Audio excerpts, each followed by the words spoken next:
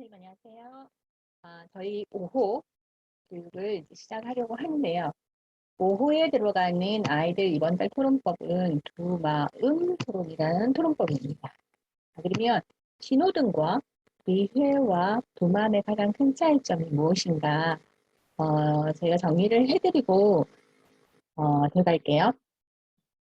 신호등은 폭넓게 쓸 수 있는 토론법 중에 하나인데 찬성, 반대, 중립을 신호등의 색깔, 즉 초록, 빨강, 노란색 신호등으로 나의 생각을 결정한 후에 이야기 나눈다가 특징이었고요. 의회식은 찬성, 반대를 여당, 야당으로 나누는데 가장 큰 차이는 투표를 결정한다입니다.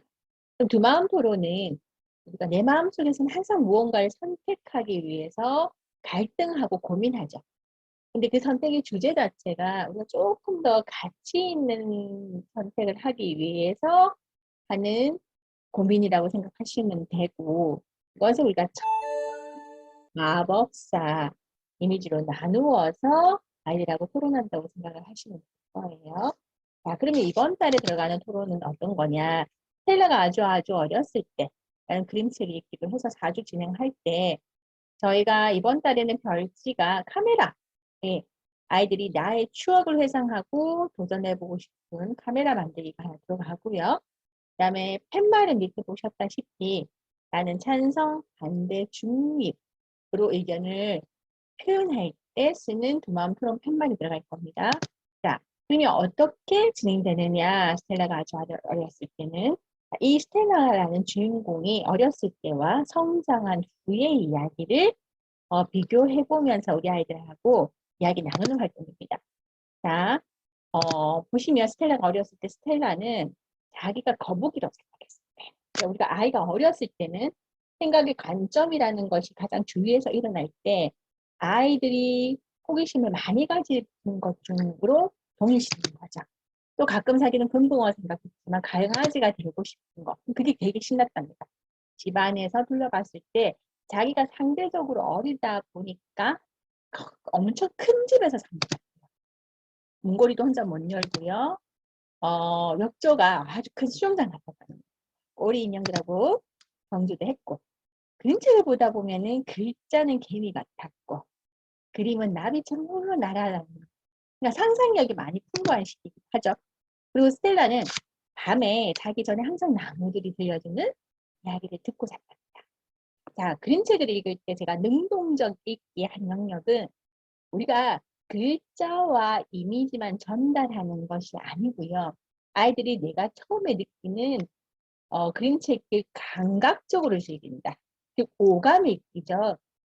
할 때 책 속에 등장하는 것처럼 내가 실제적으로 거북이처럼 되어보기도 하고요. 보면은 지금처럼 나무가 들려주는 소리는 어떤 소리일까를 상상해 보는 겁니다. 그리고 뒤뜰 정글을 탐험할 때 이 뒤뜰에 가다 보면 굉장히 다양한 곤충이 많아요. 이 부분을 잘 살펴봐 주세요. 그림책 읽을 때. 또 하나가 뭘까요? 자기는 고양이처럼 생긴 호랑이. 이게 실제적으로 보시면 고양이입니다. 호랑이가 아니고.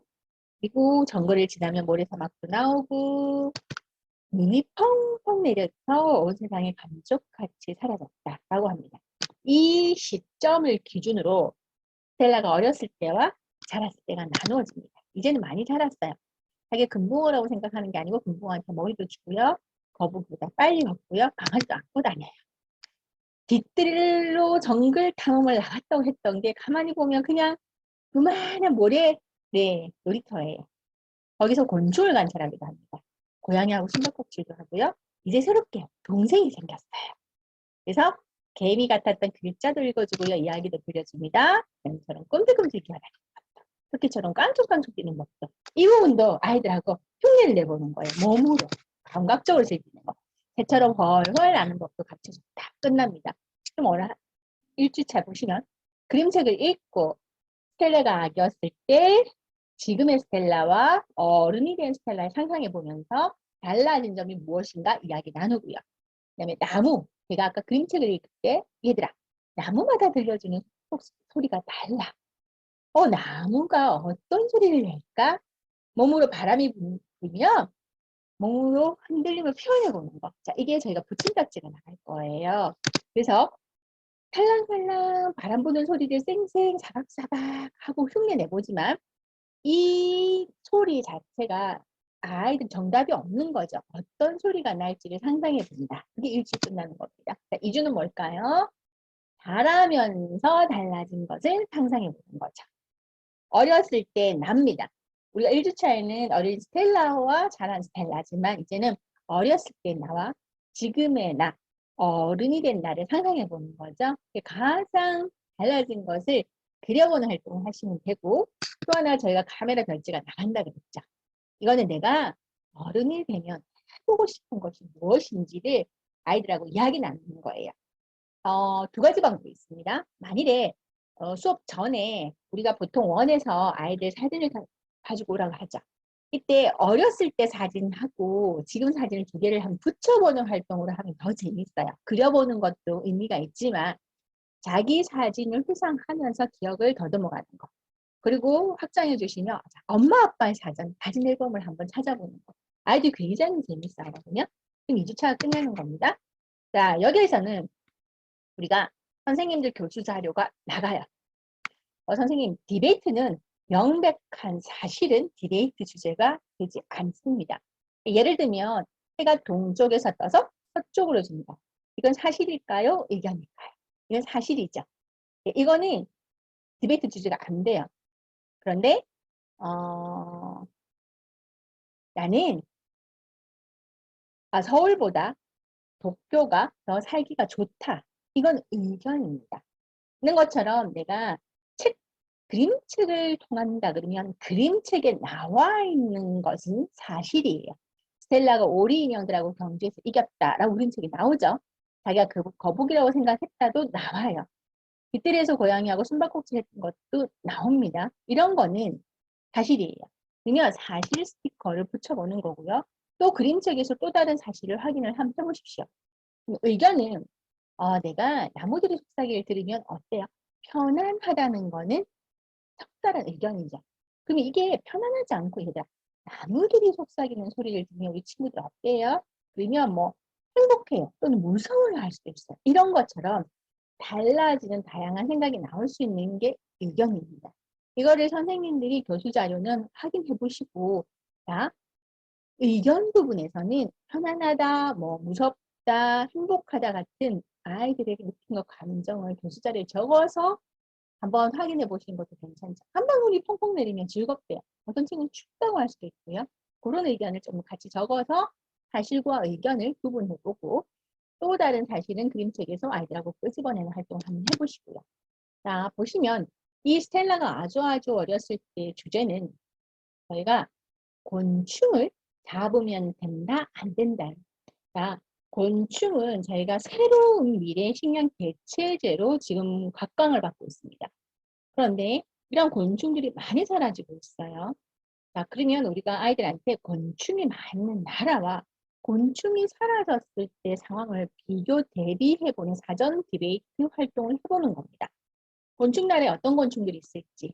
자, 여기서 곤충과 해충을 구별해 보도록 하시고요. 거미는 곤충이 아닌 거 알고 계시죠? 자, 이것처럼 우리가 아이들하고 위에 사전에서는 내가 또 다른 알고 있는 곤충을 붙여보는 활동. 밑에는 이러한 곤충이 사라진 이유. 요걸 한번 우리가 사전에 생각해보는 활동을 해보시고요. 도입 디베이트에서는 내가 자연, 즉 숲이나 자연에서 곤충을 보는 것과 내가 또 좋아서 또는 연구를 목적으로 잡아서 보는 것 중에 활동 자체 내용을 비교를 해보는 겁니다. 이걸 선생님들이 조금 더 재밌게 할 수 있는 방법을 제가 알려드릴게요. 아이들은 선생님 얘들아 우리 자연에서 보면은 내가 더 많이 볼 수 있어요. 여기에 동의하거나 같은 생각이면 곤충 스티커를 붙여보는 거죠. 나는 근데 자와서 보는 게 더 좋은 것 같아요. 돋보기를 붙여. 이 두 개의 의견 활동을 선생님들이 비교해보게 하는 거죠. 아이들한테 제 첫 번째, 얘들아 나는 자연생 곤충을 더 많이 볼 수 있으니까 자연에서 보는 게 더 좋아요. 라고 생각할 수 있고 나는 이것보다는 잡아서 더 자세히 보는 게 더 좋아요. 라고 두 개의 의견 중에서 나는 더 많이 볼 수 있는 게 좋아요가 더 낫다.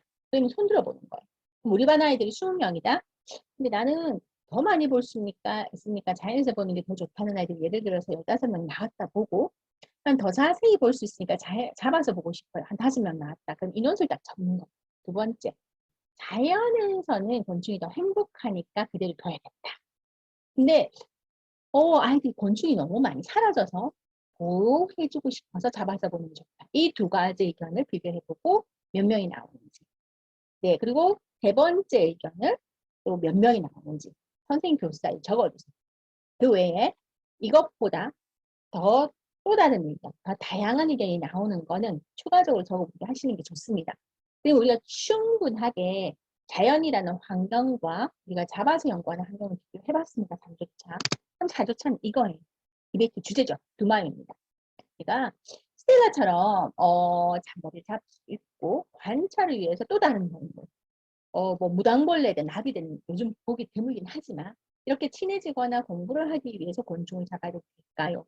라는 두 마음 토론하는 겁니다.